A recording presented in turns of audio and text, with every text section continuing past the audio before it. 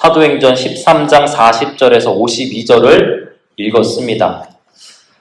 긴 추석의 연휴의 끝자락에서 이제 여러분들이 훌훌 털어버리고 다시 일상생활을 해야 됩니다. 오늘은 그 시작점, 주일이죠.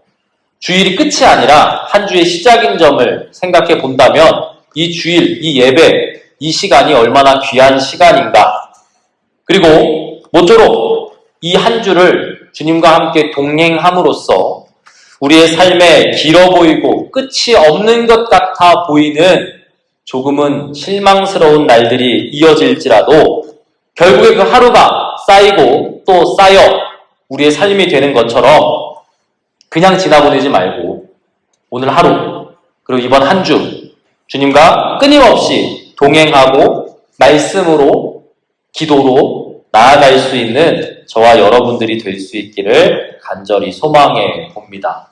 할 수 있겠습니까? 대답이 없네요. 할 수 있겠어요? 네, 해야 됩니다. 해야 돼요.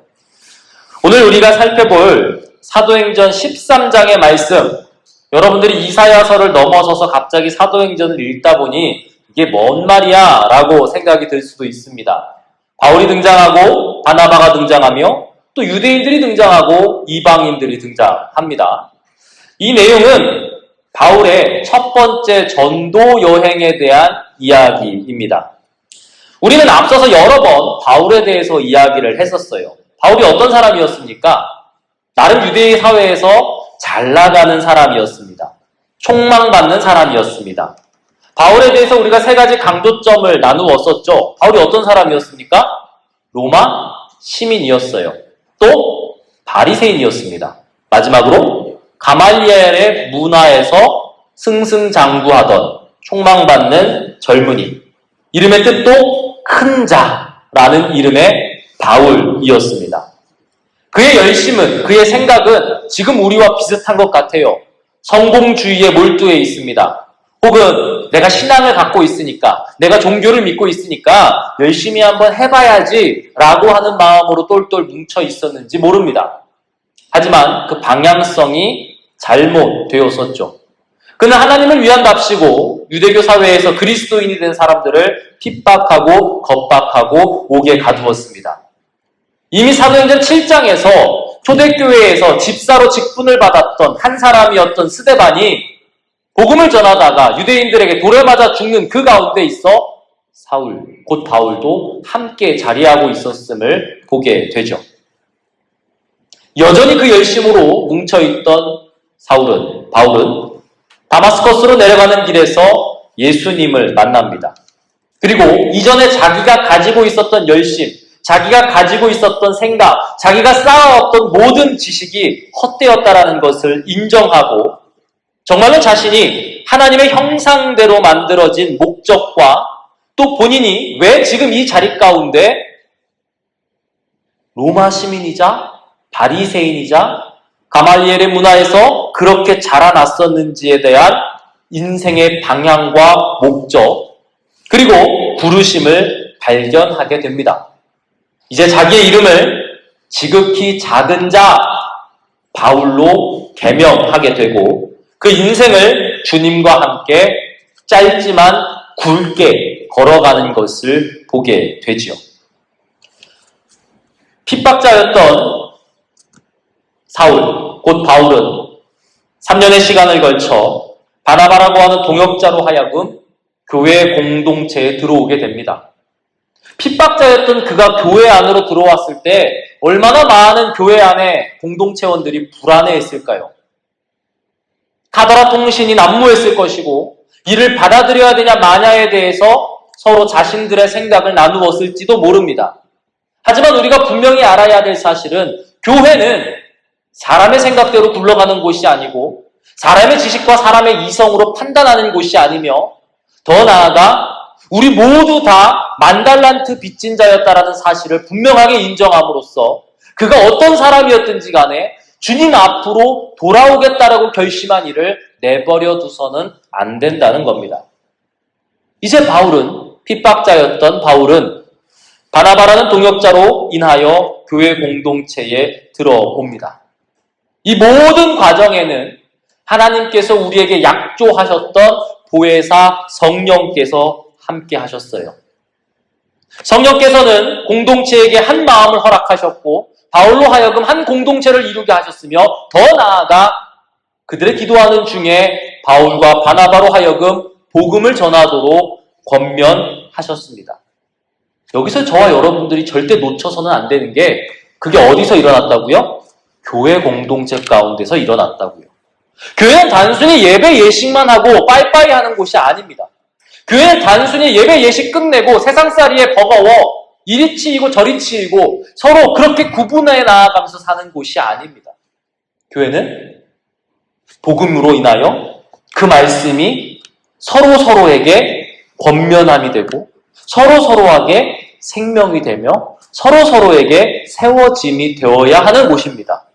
그렇기 때문에 저와 여러분들은 또 지금 옆에 앉아있는 전우인 여러분들은 그저 단순히 예배 끝나고 뭐 먹고 헤어지는 것이 아니라 평상시에도 말씀으로, 기도로 서로가 서로에 대하여 우리는 한 복음, 한 성령, 한 교회, 한 몸으로 모인 존재라는 것을 절대 잊지 말고 그대로 행해야 합니다. 그렇습니다. 바울은 그런 공동체에 속했어요. 우리는 앞서 사도행전 10장을 통해 예수님을 실제로 따랐던 사도 베드로를 인하여 유대인과 이스라엘 사람이 아닌 이방인에게도 복음이 전해질 수 있다는 것을 살펴봤었습니다. 지난주 말씀 기억나세요? 그 대상이 누구였죠?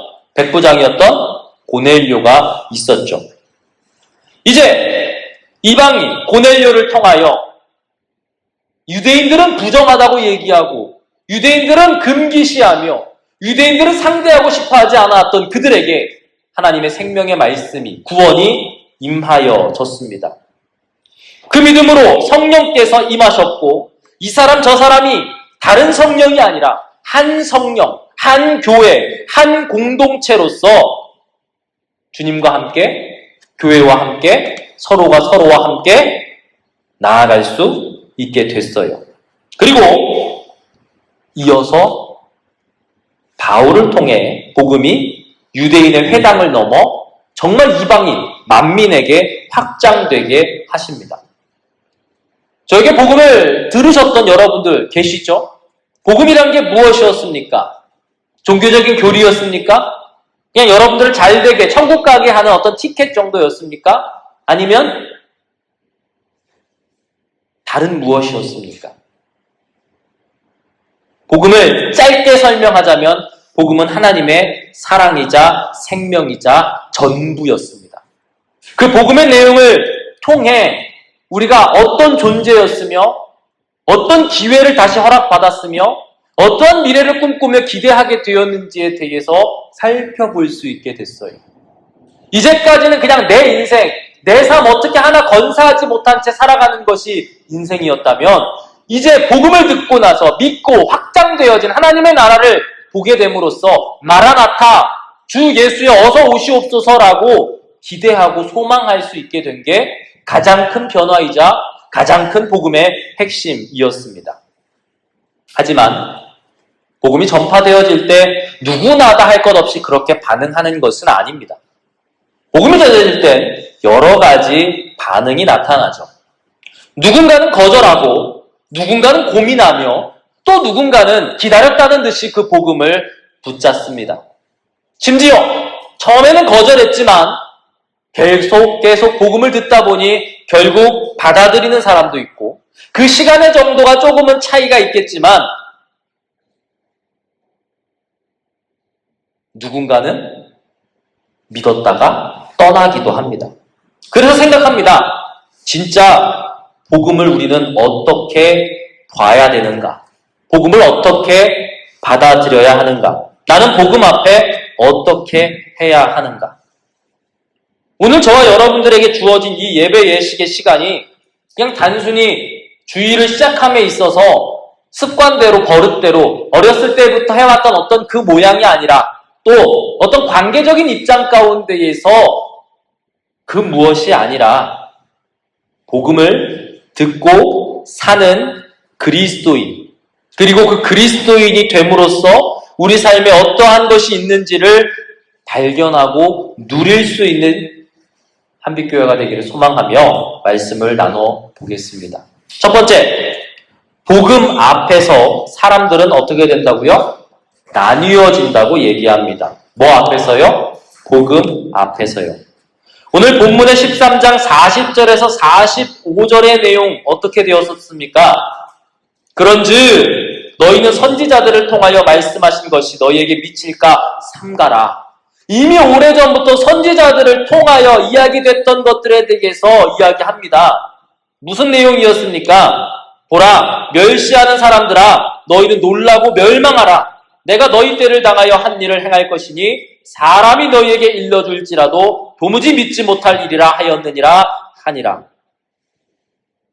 이미 하나님께서 선포하셨던 일이었음에도 불구하고 이스라엘 사람들이 거절하고 거부하고 듣지 않았던 복음. 이 복음에 대해서 회당에 모였던 사람들은 다음 안식일에도 이 말씀에 대해서 전해달라고 부탁합니다. 또한 회당의 모임이 끝난 다음에 유대인과 유대교에 입교했었던 경건한 사람들이 바울과 바나바를 따랐었다고 얘기해요. 근데 그런 사람만 있으면 얼마나 좋겠어요. 다음에 회당에 모이니까 어떤 사람들이 방해합니까? 또 다른 유대인들이 왜 저들은 저렇게 하지? 우리의 것이 분명히 진리일진데 왜 저들은 저런 걸 하지? 라고 시기하여 바울이 말한 것을 반박하고 비방했다고 얘기합니다. 여러분, 인간은요, 다른 동물들과 달리 희노애락을 가진 존재입니다. 여기서 말하는 희노애락은요, 단순히 어떤 흙과 육체의 존재가 아닌 영적인 존재라는 것을 말씀드리는 겁니다. 그래서 우리 인생의 최대의 문제라고 이야기드렸던 죽음과 심판이라고 할 수 있는 피할 수 없는 절망 가운데에서 기쁜 소식 곧 복음이 선포되어졌어요. 영이시며 창조주이신 하나님께서 우리를 만드신 다시 그 모습 그대로 회복시키고자 하신다고 하는 그 선언.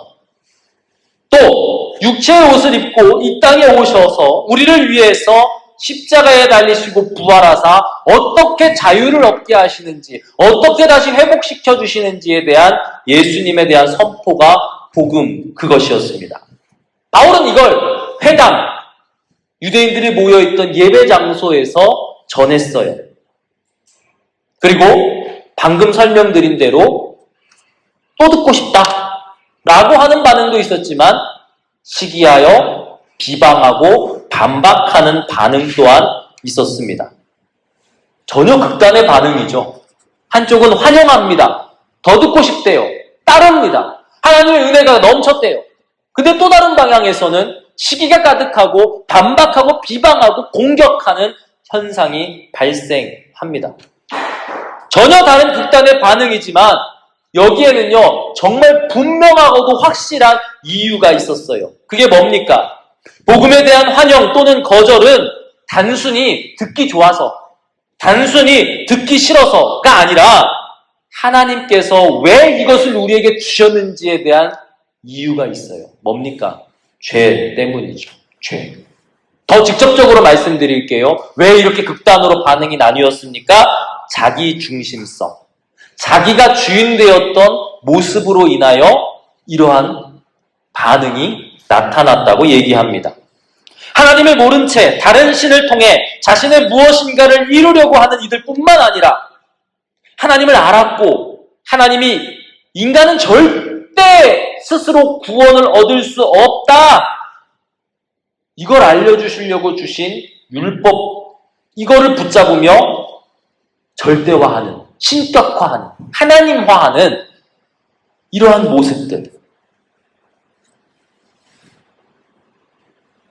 공통되게도 자기의 주인된 자기 중심성으로 인하여 복음을 거절했습니다. 내가 주인 되었기에 이 삶의 주인은 피부로 느끼고 있고 살로 느끼고 있고 인생을 살아가는 나라고 생각하기 때문에 수없이 많은 부정을 저지르고 수없이 내로남불하면서도 나는 그래도 괜찮은 사람이야. 누구보다, 어떤 사람보다, 어떤 환경보다. 끊임없이 자기 자신을 주인화하고 자기 자신을 신격화하여 살아가고자 하며 정말 내가 할 수 없는 일은 하나님보단 그래도 들어준다라고 하는 다른 신에게, 다른 존재에게 떠맡기고 사는 것. 이게 자기중심성의 가장 적나라한 모습이죠. 오늘도 여러분들이 마주하고 있는 혹은 여러분이 그런 사람은 아닙니까? 심지어 이스라엘은요, 자기들이 하나님의 백성이라고 선민사상에 도취하여 하나님 앞에 섰지만 그럼에도 자기 중심성을 내려놓지 않았어요. 이래야만 해 라고 하며 스스로 지키지도 못할 율법들을 지킨다고 억지 부리면서 스스로가 하나님 자리에 올라와 앉아 있었던 것이 유대인들의 모습이었습니다. 여러분, 출애굽기 32장 1절에는요, 신기한 장면이 나옵니다. 그게 뭐냐면 하나님께서 이스라엘 백성들을 애굽에서, 이집트에서 끄집어내서 뜨거운 광야로 인도하셨을 때 그냥 그 길을 걷게 하지 않으시고, 주일학교를 다니셨던 분은 아마 들어보셨을 거예요. 낮에는 구름 기둥으로, 밤에는 불 기둥으로 뜨겁고 찬 모든 상황을 인도하셨다고 말씀하십니다. 근데 그렇게 뜨거운 40도가 넘는 사막 가운데에서도 눈으로 보여주시는 하나님의 은혜와 인도하심이 있음에도 불구하고 그들은 자신들을 인도하는 모세가 잠깐 저 시내산에 올라가 있었던 때를 못 참고 모세에 대한 불신과 하나님에 대한 불신과 자기들의 주인됨을, 자기 중심성을 인하여 아론에게 금송아지를 만들어내게끔 하는 어리석은 모습을 보여주죠. 저와 여러분들은 현실을 분명하게 직시해야 됩니다. 저와 여러분들은 이제 착하지 않아요. 저와 여러분들은 선하지 않습니다. 아니, 그냥 뭐 장난치고 나쁜 짓 하고 이래서 선하지 않다라는 걸 말씀드리는 게 아니에요. 지금 뭐하고 연결시키는 겁니까? 자기중심성하고 연결시키는 거예요. 저와 여러분들은 자기중심성에 노출되어 있고 여전히 저전히 자기중심성으로 사는 사람들입니다. 그렇기 때문에 이걸 먼저 인정하지 않고서는요, 복음을 받아들일 수 없어요. 그래서 이 말씀에 대해서 요한복음 3장 19절에서 분명하게 사도 요한은 얘기하고 있지 않습니까? 뭐라고 얘기합니까? 요한복음 3장 19절에 그 정죄는 이것이니 곧 빛이 세상에 왔으되 사람들이 자기 행위가 악함으로 빛보다 어둠을 더 사랑한 것이니라. 아멘. 우리는 그런 존재입니다. 스스로 구원을 얻을 수 있는 존재도 아니지만 뭐보다 뭐를 사랑한 존재예요? 빛보다 어둠을 사랑한 존재입니다. 진짜 복음에 들어간 사람, 복음을 환영하는 사람은요, 자기 중심성을 내려놓은 사람이에요.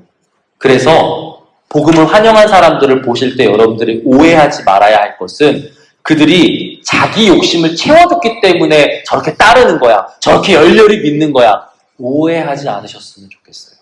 그 오해 역시 나의 자기중심성에서 비롯되기 때문이죠. 정말로 그런 이유 때문에 혹시나 열렬히 섬기는 사람을 내가 봤다면 그건 하나님께서 주신 복음을 믿은 것은 아닙니다. 내가 정말 어떤 존재인지에 대해서 그런 나를 깨닫고 피할 수 없는 죽음과 심판의 속박에서 벗어나게 하신 그 사랑, 원래 우리가 어떤 존재였는지, 원래 우리가 어떠했었는지를 알아 이걸 다시 회복시키시는 하나님의 은혜에 감격하는 것이 복음을 환영하는 자의 실제적인 모습입니다. 그러니까 저는 그리스도인들이라고 말하는 사람들한테 저를 포함해서 항상 이걸 되뇌었으면 좋겠다고 말씀드리고 싶어요. 나는 진짜 뭐 때문에 기뻐합니까? 우리가 인간이기 때문에 맛있는 거 먹고 갖고 싶은 거 갖고 좋은 자리에 올라가거나 취직을 하거나 자리에 뭐 이런 것들에 대해서 누리고 싶어하는 욕망들이 다 있을 뿐더러 그거 누리지 말라는 게 아니에요. 근데 문제는 뭡니까?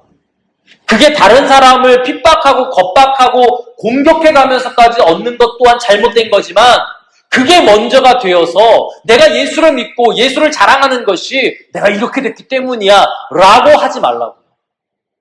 내가 진짜 예수 믿는 이유, 예수로 기뻐하는 이유, 내가 예수님을 믿는데 감사하고 감격하는 이유가 어디서부터 오는지를 분명하게 선언하지 못하면 증인이라고 할 수도 없을 뿐더러 증인의 역할을 감당할 수도 없어요. 그냥 예배 예식에만 만족하다가 돌아가는 겁니다. 미국에는 교회가 정말 많죠. 근데 그 미국에 그렇게 예배 예식에만 집중하고 돌아가는 사람들을 뭐라고 부르시는지 아십니까? 시트 워머. 뭐예요? 자리를 뜨끈하게 디피다 돌아가는 사람들이라고 얘기합니다. 미국은 한인교회 아니고서는 우리나라처럼 뭐 새벽 기도가 막 활성화돼 있고 막 금요 철야 막 이런 데는 아니에요. 대부분 주일 예배 혹은 일주일에 한 번, 총 2번 정도 모이는 게 답니다. 땅덩이도 너무 넓기도 하고 해서. 그래서 대부분 가정교회 혹은 셀그룹 모임을 중시하죠.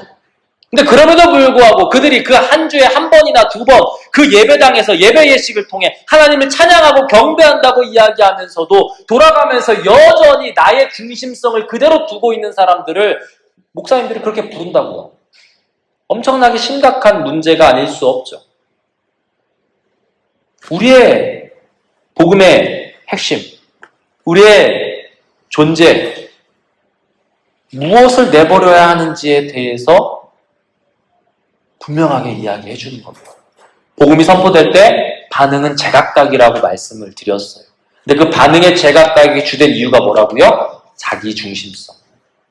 이걸 정말 우리가 해결하고 복음의 빛 가운데 걸어 나아갈 수 있는 저와 여러분들이 될 수 있기를 간절히 원합니다. 두 번째, 복음은요 결국에는 거부를 뛰어넘어 생명이 됩니다. 뭐를 뛰어넘어? 이 거부를 뛰어넘어. 거절하고 거부하는 이 문제를 뛰어넘어 생명이 되게 하셨다. 오늘 본문 13장 46절로 48절입니다. 이렇게 핍박하고 겁박하는 유대인들에게 바울과 바나바가 담대히 말합니다. 뭐라고 얘기합니까? 하나님의 말씀을 마땅히 먼저 너희한테 전했는데 너희가 안 받았다. 그래서 우리가 이방인에게로 향한다. 주님이 우리에게 명령하셨다. 내가 너를 이방의 빛으로 삼아 저 땅끝까지 구원하게 하리라 하셨느니라 하니 그곳에 있었던 모든 이방인들이 듣고 기뻐하여 하나님의 말씀을 찬송하며 영생을 주시기로 작정된 자는 다 믿더라. 정작 먼저 들은 사람들은 자기 중심성으로 인해 갖고 있었음에도 내버렸기에 하나님은 그것을 완전하게 확장하여 지금 이방인이에요, 우리가. 유대인이 아니잖아요, 우리는. 우리 같은 이들에게 그 영생의 빛을 확장시키셨습니다. 이건 단순한 역사적 사건이 아닌 태초부터 하나님 앞에 범죄했던 우리를 향한 계획이자 필연적인 전환이었어요.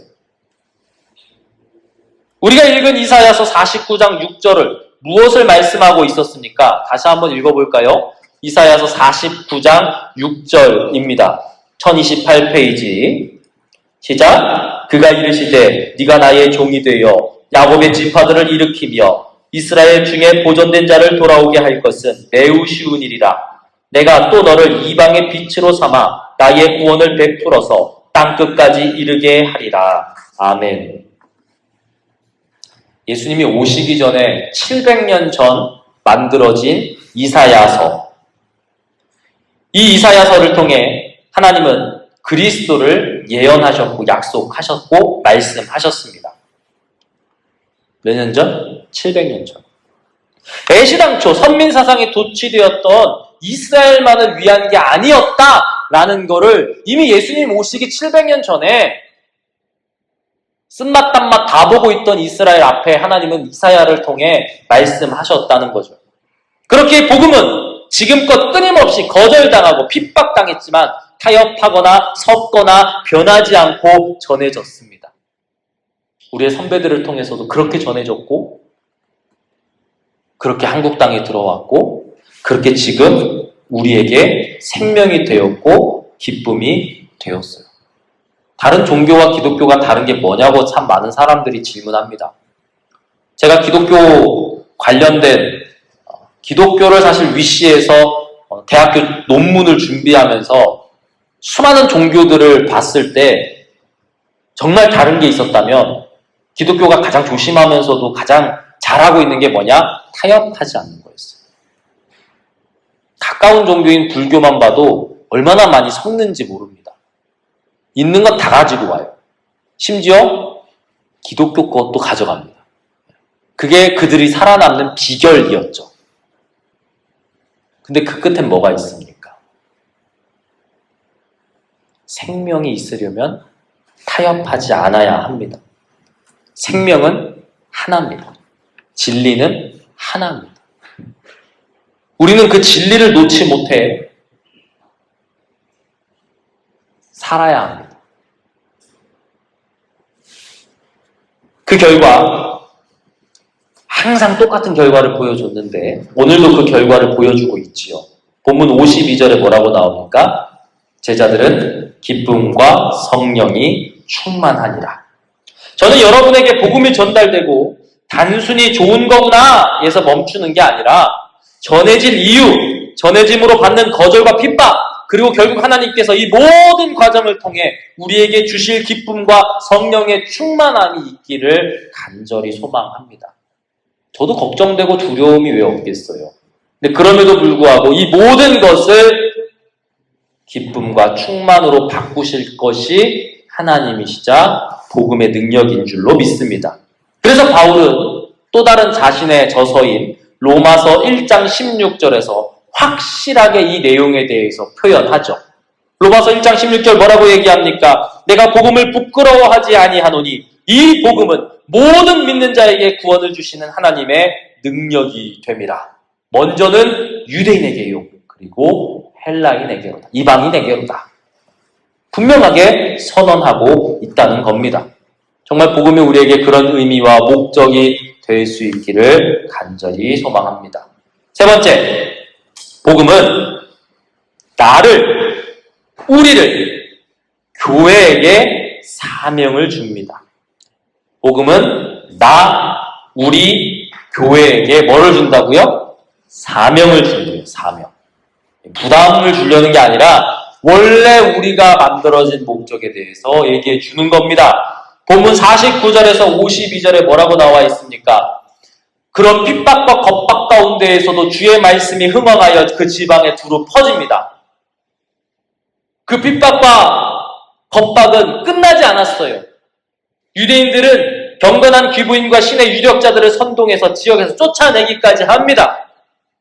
그러나 바울과 바나바는 실망하지 않고 다른 곳으로 가요.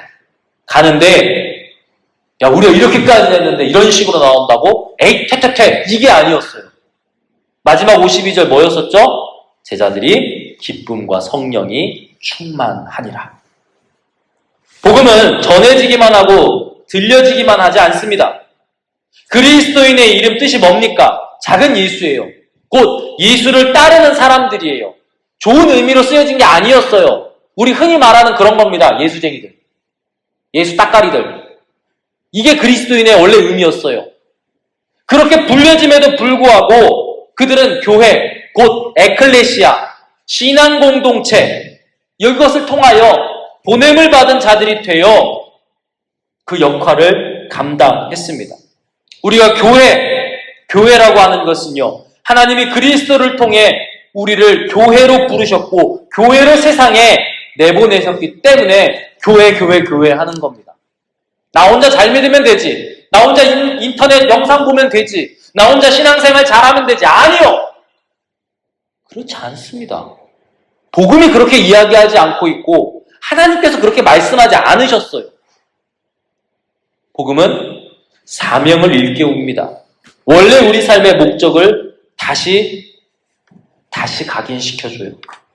앞서 설명드렸듯이 사도들이 교회를 이루고 바울이 교회 안에 들어오고 또 교회를 통해 전도 여행을 떠난 모든 모습들이 바로 그렇습니다.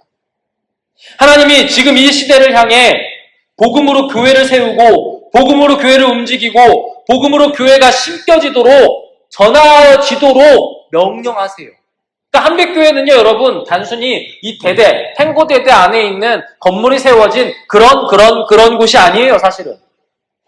저와 여러분들이 오해하시면 안 됩니다. 그냥 1년 반 동안 내가 신교대 훈련 잘 받고 이곳 탱고대대에 왔는데 교회는 나가니까 저녁 할 때까지 예배 장소 같은데 다른 데 가기 어려우니 여기서 잘 해결하고 저녁하면 빠이빠이 아니라고요. 교회가 그런 곳이었다면 무슨 의미가 있습니까? 그게 복음 그것이 아니면 교회는 아무 의미가 없어요. 복음을 통한 사명이 교회를 통해 이루어집니다. 하나님 나라가 확장되어짐이 교회를 통해 이루어집니다. 영혼을 구원함이 교회를 통해 이루어져요. 우리가 살 수 있음이 살아내어지고 세워짐이 교회를 통해서 이루어져요. 그러니까 저와 여러분들이 교회에 모였다는 건 단순히 한 주에 한 번 예배식하고 빠이빠이 안녕 끝 이 아니어야 된다는 겁니다. 저 바깥에 여러분들 탱고대대 여러분들 전우들이 쟤는 원래부터 예수님 안 믿던 애들이니까 라고 터부시하는 것이 아니라 여러분들이 지금 피부로 맞닿아 살고 있잖아요, 같이. 무슨 생각을 하고 있는지 알고 있고 어떤 어려움 가운데 있는지도 알고 있고 저들에게 무엇이 필요할까에 대해서 생각 안 해보셨습니까? 뭐가 필요할까요, 정말? 나는 무엇이 필요했습니까? 그리고 복음은 나에게 무엇을 채워줬습니까?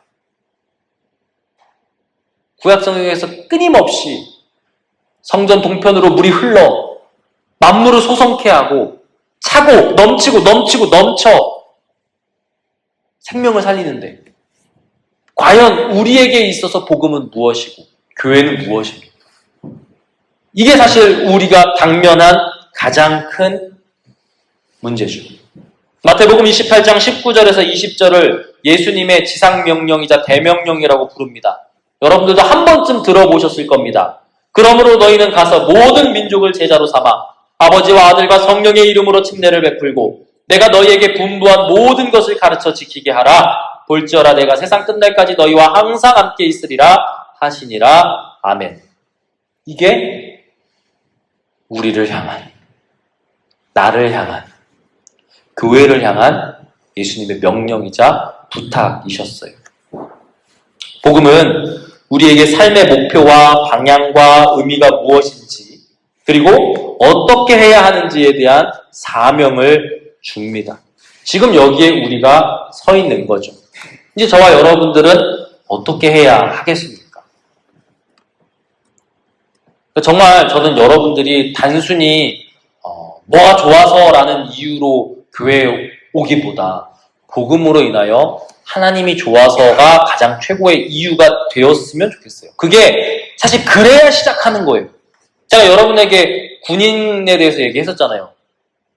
군인이 복무신조를 모른다 그럼 그 군인이냐? 근데 복무신조 안에 뭐가 담겨져 있냐? 육군의 가치들이 다 담겨져 있잖아요. 그쵸? 충성부터 시작을 해서 근데 그걸 모른다? 안 한다? 군인이라고 할 수 있겠습니까? 마찬가지예요. 복음을 모르면 그리스도인이라고 할 수 있을까? 그리스도인 자체가 증인인데 보냄을 받은 자인데 작은 예수이자 예수를 따라가는 자인데 내가 그거를 안 하겠거나 모른다? 그럼 다시 복음부터 시작해야 되는 거죠. 그건 부끄러운 일이 아닙니다. 오히려 마치 율법의 마스터인 것처럼 스스로를 속여 예수님한테 회칠한 무덤이라고 욕먹었던 바리새인들 마냥 다 지키지도 않으면서 다 지키는 것처럼 하고 있다가 상관없는 사람처럼 버려지는 것보다야 차라리 지금 다시 복음으로 돌아가는 것이 훨씬 유익할 수 있어요. 이번 한 주 저는 여러분들에게 뭐 말씀 성경을 많이 보세요. 기도를 많이 하세요. 좋습니다. 해야 돼요. 근데 여러분들이 가장 먼저 고민할 수 있었으면 좋겠어요. 왜 성경 봐요? 왜 기도하는 겁니까? 아니 이유가 있을 거 아니야. 그냥 내 문제를 해결하기 위한 것입니까?